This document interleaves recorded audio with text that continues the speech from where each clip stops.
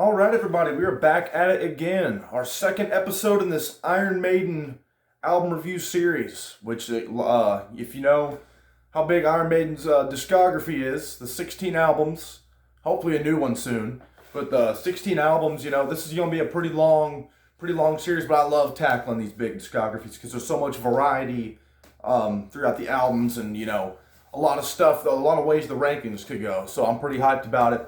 So we're going to keep on rolling along, this time with their sophomore album, Killers.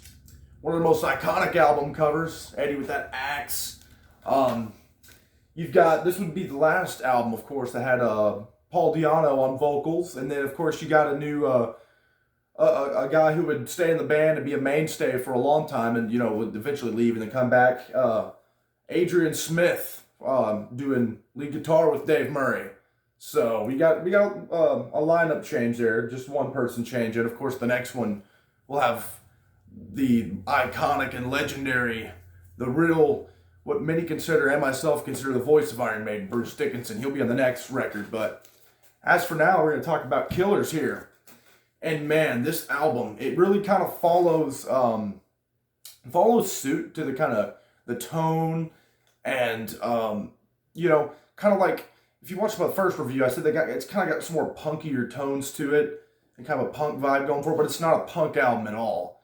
But it's just the way, and it's really a lot to do with the way Paul Di'Anno's vocals are, which they're not bad. They really fit on the first album, and they really fit on this. And if anything, I was impressed by his vocals on some of the softer tracks in the last album. But also on this, you start to see little drips of that little bit of prog they go, prog metal they start going for with some lengthier tracks. Not a lot on here, but there's some lengthier tracks with some kind of scattered, about time changes and stuff, which is really cool.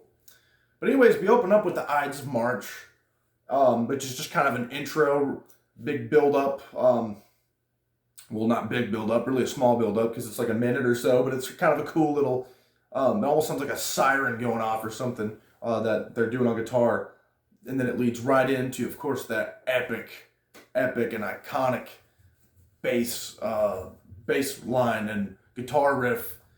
The bass line mainly though from Steve Harris just gets me every time. From Wrathchild. Wrathchild is easily just one of the top Paul Di'Anno era Iron Maiden songs. One of the top tracks off this album. It's just such a damn good song, and right after that, you kick into another one that is probably my favorite off here, Murders in the Rue Morgue. See, these tracks off this one, and as well as the first album, they just had this really big, fast-paced groove to them going, and just that bass tone. I said it in the first video, Steve Harris's bass tone, and just his bass playing in general. He's one of my favorite bass players of all time. His bass tone's uncanny. I just love it.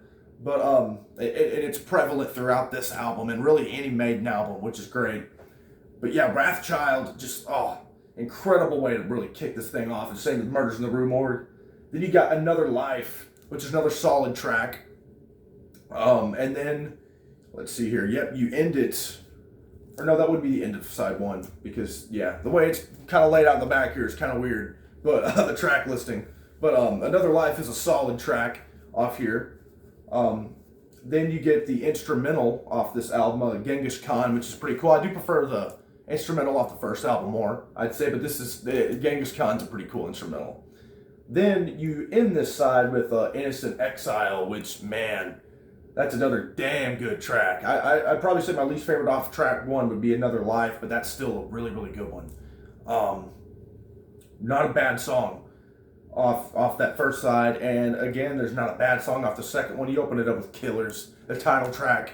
Man, that's kind of one of the longer tracks off here. That riff is just it's hard to even describe what's going on there. Like the way it's just like I don't know who's doing it. Of course, either Adrian or Dave. Somebody's doing the kind of main chords, and then it's just like this loud pitch they're going for here, like climbing down the scale there, and it's just it's an awesome sound, awesome riff, and then the chorus is really hooky, and just the way the song is in general, And it's got kind of some different time changes and stuff, which is really cool. That's one of those ones where you really start to see kind of how they're evolving.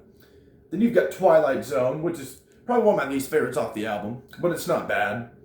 Then you've got Prodigal Son. That's a damn good song.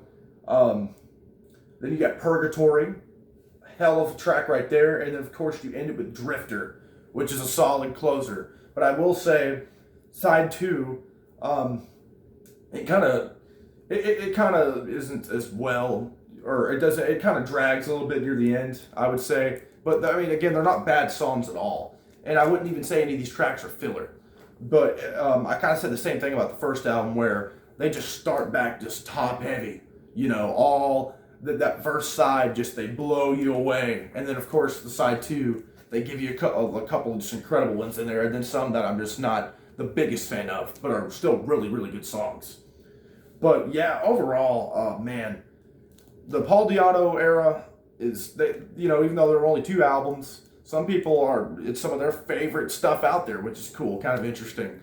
But, once Bruce Dickinson joined the band, that would really be, where the band would really take off, and that is really the era I'd prefer, but not to say that this would mean some of those would always be ahead of like these, so it doesn't really spoil the rankings. But great album, great 2 albums from Di'Anno and the gang. But next time we're moving on to just an incredible breakthrough album. Of course, that is Number of the Beast. So stay tuned for that, guys, and let me know what you guys think about this album and the first one, and just the Paul Di'Anno stuff in general. I'm pretty interested to see. Thanks. Whoop.